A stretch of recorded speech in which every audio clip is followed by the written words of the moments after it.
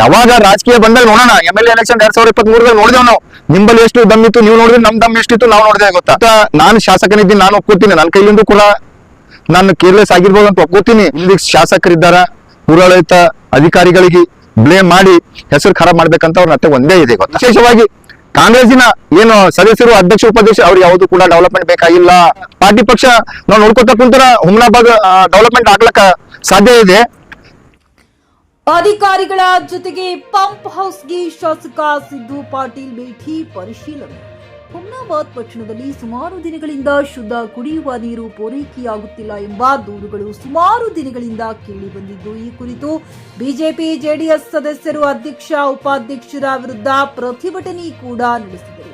ಶಾಸಕ ಸಿದ್ದು ಪಾಟೀಲ್ ಭೇಟಿ ನೀಡಿ ಪರಿಶೀಲನೆ ನಡೆಸಿ ಪುರಸಭೆ ಅಧ್ಯಕ್ಷ ಉಪಾಧ್ಯಕ್ಷರ ವಿರುದ್ಧ ಆಕ್ರೋಶ ವ್ಯಕ್ತಪಡಿಸಿದ್ದಾರೆ. ಕಾಂಗ್ರೆಸ್ ಚುನಾಯಿತ ಪುರಸಭೆ ಅಧ್ಯಕ್ಷ ಉಪಾಧ್ಯಕ್ಷರುಗಳು ಅಭಿವೃದ್ಧಿಯಲ್ಲಿ ನನಗೆ ಸಾಥ್ ನೀಡುತ್ತಿಲ್ಲ, ಅವರಿಗೆ ಅಭಿವೃದ್ಧಿ ಬೇಕಾಗಿಲ್ಲ, ಅವರ ಅಧಿಕಾರ ವಿಫಲತೆ ನನ್ನ ಹಾಗೂ ಅಧಿಕಾರಿಗಳ ಮೇಲೆ ಹೇರುತ್ತಿದ್ದಾರೆ ಎಂದು ಆಕ್ರೋಶ ವ್ಯಕ್ತಪಡಿಸಿದರು. ಹುಮ್ನಾಬಾದ್ನಲ್ಲಿ ರಸ್ತೆ ಗುಂಡಿಗಳು ಮುಚ್ಚಿಟ್ಟಿದ್ದಾರೆ ಎಂದು ಅಧ್ಯಕ್ಷರ ಸುಪುತ್ರ ಹಾಗೂ ಉಪಾಧ್ಯಕ್ಷರು ತಡೆ ಮಾಡಿದ್ದಾರೆ ಎಂದು ತಿಳಿಸಿದರು. ಈ ಸಂದರ್ಭದಲ್ಲಿ ಪುರಸಭೆ ಮುಖ್ಯ ಅಧಿಕಾರಿ, ಪುರಸಭೆ ಸದಸ್ಯ ರಮೇಶ್ ಕಲ್ಲೂರ್ ಹುಡುಗಿ, ಗ್ರಾಮ ಪಂಚಾಯತ್ ಅಧ್ಯಕ್ಷರು, ಪಿಡಿಒ, ಬಿಜೆಪಿ ಮುಖಂಡ ಸಂತೋಷ್ ಪಾಟೀಲ, ಮಲ್ಲಿಕಾರ್ಜುನ್ ಸೀಗಿ, ಅನಿಲ್ ಪಸರಗಿ, ಗಿರೀಶ್ ತುಂಬಾ ಸೇರಿದಂತೆ ಅನೇಕ ಮುಖಂಡರು ಉಪಸ್ಥಿತರಿದ್ದರು. J news Kannada, Humnabad. ಇದು ಭ್ರಷ್ಟರ ಪಾಲಿಗೆ ಸಿಂಹ ಸ್ವಪ್ನ.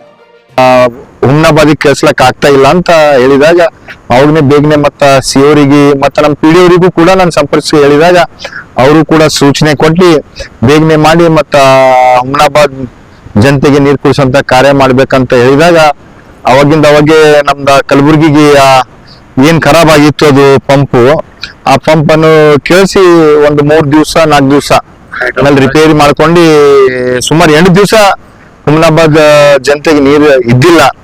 ಇದು ಎಲ್ಲಾನು ಕೂಡ ಯಾಕೆ ಆಗ್ತಾ ಇದೆ ಅಂತ ತಾವು ಕೂಡ ನೋಡ್ಬೋದು. ಇಲ್ಲಿ ಈ ಪಂಪ್ ನಲ್ಲಿ ಚುಡುಗುಪ್ಪ 2 ಮೋಟರ್ ಇದೆ, ಹುಮ್ನಾಬಾದ್ 2 ಇದೆ, ಮತ್ತು ಒಂದು ಎಡಿಷನಲ್ ಆಗಿ ಹುಮ್ನಾಬಾದ್ ಮೋಟರ್ ಕೂಡ ಒಂದು ಎಡಿಷನಲ್ ಇದೆ. ಆ ಎಡಿಷನಲ್ ಮೋಟರ್ 1.5 ವರ್ಷ ಆಯ್ತಂತ ಕೊಟ್ಟಿ ಇವತ್ತಿನ ತನಕ ರಿಟರ್ನ್ ತಗೊಂಡಿಲ್ಲ. ಯಾವಾಗ ಒಂದು ಮೋಟರ್ ಖರಾಬ್ ಆಯ್ತು ಅಂತಂದ್ರೆ ಮತ್ತೊಂದು ಮೋಟರ್ ಮ್ಯಾಗೆ ಕೆಲಸ ಮಾಡ್ಬೇಕಾಗ್ತದ. ಒಂದು ಮೋಟರ್ ಖರಾಬ್ ಆಗಿದ ಮತ್ತೆ ಅದಕ್ಕೆ ಹಂಗೆ ಬಿಟ್ಬಿಟ್ರು. ಅದನ್ನು ಕೂಡ ಒಂದೇ ಮೋಟರ್ ಮ್ಯಾಗ ನಡೀತಾ ಇತ್ತು, ಅದನ್ನು ಕೂಡ ಖರಾಬ್ ಆಗ್ತು. 3 ಮೋಟರ್ ಖರಾಬ್ ಆಗಿ ಇದರಲ್ಲಿ ಪುರಸಭೆಯದು ನಮ್ಮ ಅಧಿಕಾರಿಗಳು ನಿರ್ಲಕ್ಷ್ಯನೂ ಕೂಡ ಇದೆ. ಈ ಸಂಬಂಧಪಟ್ಟ ಅಲ್ಲಿನ ಅಧ್ಯಕ್ಷರು ಉಪಾಧ್ಯಕ್ಷರು ಕೂಡ ನಮ್ಮ ಸದಸ್ಯರು ಕೂಡ ನಿರ್ಲಕ್ಷ್ಯ ಮಾಡಿ ಈ ತರ ತೊಂದರೆ ಆಗ್ತಾ ಇದೆ. ನಾನು ಮೊನ್ನೆ ಕೂಡ ಈ ತರ ಸಮಸ್ಯೆ ಆಗ್ಬೇಡ್ದು ಹುಮ್ನಾಬಾದ್ ಜನರಿಗೆ ಅಂತ ಅದಕ್ಕಾಗಿ ನಮ್ಮ ಎಲ್ಲಾ ಅಧಿಕಾರಿಗಳಿಗೆ ನಾನು ಮೀಟಿಂಗ್ ಕರೆದಿದೆ. ಎಲ್ಲಿ ತಾಲೂಕಾ ಪಂಚಾಯತ್ ಆಫೀಸ್ ನಲ್ಲಿ ಯಾವುದೇ ಇಲ್ಲ, ಎಲ್ಲಾ ಪಕ್ಷಾತೀತವಾಗಿ ಎಲ್ಲರೂ ಕೂಡ ಒಂದು MLC ಗಳಿರ್ಬೋದು, ಪುರಸಭೆ ಅಧ್ಯಕ್ಷರು ಉಪಾಧ್ಯಕ್ಷರು ಸರ್ವ ಸದಸ್ಯರಿಗೆ ಕೂಡ ಆಹ್ವಾನ ಕೊಟ್ಟಿದಾಗ ಆ ಒಂದು ಮೀಟಿಂಗ್ ದಲ್ಲಿ ತಾವು ನೋಡ್ಬೋದು. ತಾವು ಕೂಡ ನೋಡಿದ್ರಿ ಅವತ್ತ ಯಾರಿಗೂ ಇಂಟ್ರೆಸ್ಟೇ ಇದ್ದಿಲ್ಲ.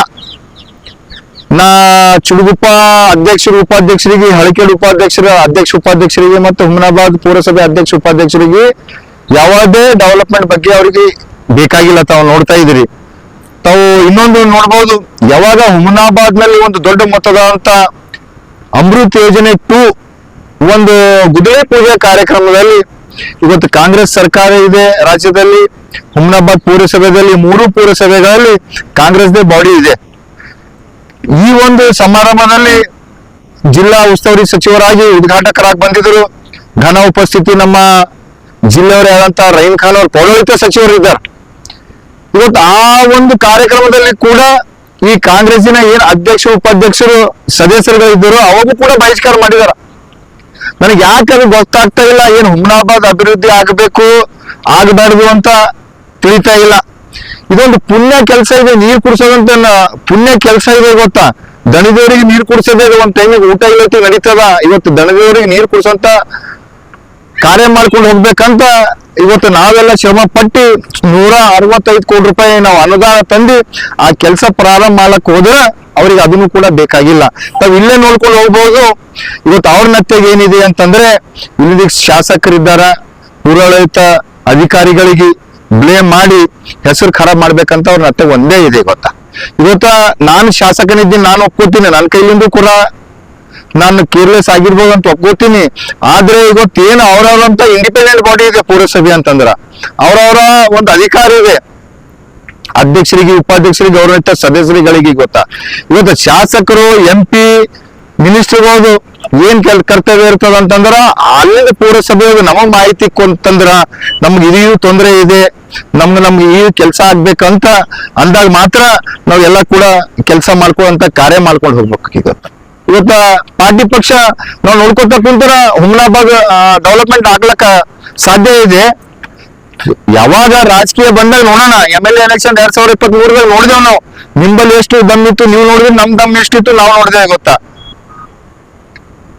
ಇವತ್ತು ಅವೆಲ್ಲ ಹೊರತುಪಡಿಸಾಗಿ ನಾವು ಇವತ್ತು ಅಭಿವೃದ್ಧಿ ಮಾಡ್ಬೇಕಂದ್ರೆ ಎಲ್ಲರೂ ಕೈ ಜೋಡಿಸಿ ಮಾಡ್ಬೇಕಾಗ್ತದೆ. ಇವತ್ತು ನಾನು ಮೊನ್ನೆ ಕೂಡ ಚುಡುಗುಪ್ಪದಲ್ಲಿ ನೀಲಿ ವಿಧಾನಸೌಧದಲ್ಲಿ ನಮ್ಮ ಹೈಕೇಡ್ನಲ್ಲಿ ಒಂದು ಉದ್ಘಾಟನೆದಲ್ಲಿ ಒಂದೇ ಹೇಳಿದೆ, ಇವತ್ತು ನಾವು ಒಬ್ಬರಿಂದ ಯಾವುದು ಕೂಡ ಡೆವಲಪ್ಮೆಂಟ್ ಮಾಡ್ಲಿಕ್ಕೆ ಸಾಧ್ಯ ಇಲ್ಲ, ಎಲ್ಲರೂ ಕೈ ಜೋಡಿಸಿದಾಗ ಮಾತ್ರ ಡೆವಲಪ್ಮೆಂಟ್ ಆಗುತ್ತೆ.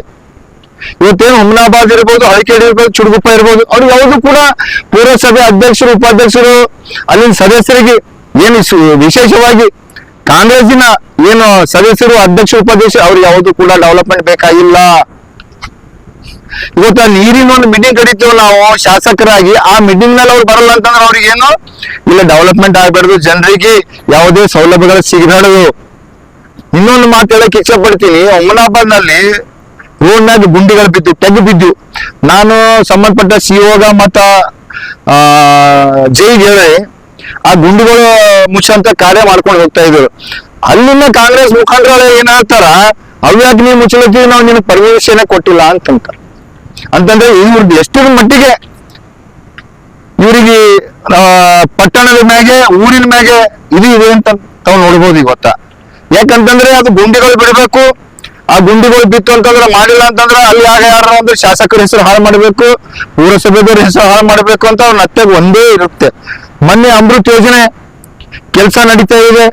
ಇವತ್ತು ರೋಡ್ ಹಾಳಾಗಿದೆ ಮಾರ್ಕೆಟ್ ನಲ್ಲಿ ಎಲ್ಲಾ ಕಡೆ ಅಂತ ನಾನು ಬೇಗನೆ ಮಾರ್ಕೆಟ್ ನಲ್ಲಿ ಪೈಪ್ಲೈನ್ ಹಾಕಿ ನಾವು KKRDB ನಲ್ಲಿ ಸುಮಾರು 4-5 ಕೋಟಿ ರೂಪಾಯಿ ಕೊಟ್ಟು ಏನ್ ರೋಡ್ ಹಾಳಾಗಿದೆ ಅವೆಲ್ಲವೂ ಕೂಡ ರಿಪೇರಿ ಮಾಡಿ ಒಳ್ಳೆ ರೀತಿಯಲ್ಲಿ ಮಾಡೋಣ ಅಂತಂದ್ರ ಕಾಂಗ್ರೆಸ್ ಏನ್ ಗೊತ್ತಾ ಅಧ್ಯಕ್ಷ ಉಪಾಧ್ಯಕ್ಷರು ಇದ್ದಾರೆ. ಕಾಂಗ್ರೆಸ್ ಅಧ್ಯಕ್ಷರ ಮಗ ಮತ್ತು ಉಪಾಧ್ಯಕ್ಷ ಹೋಗಿ ಆ ಕೆಲಸ ನಡೆಸುವಂತ ಕಾರ್ಯಕ್ಕೆ ಇವತ್ತು ನಿಲ್ಲಿಸ್ತಾರ.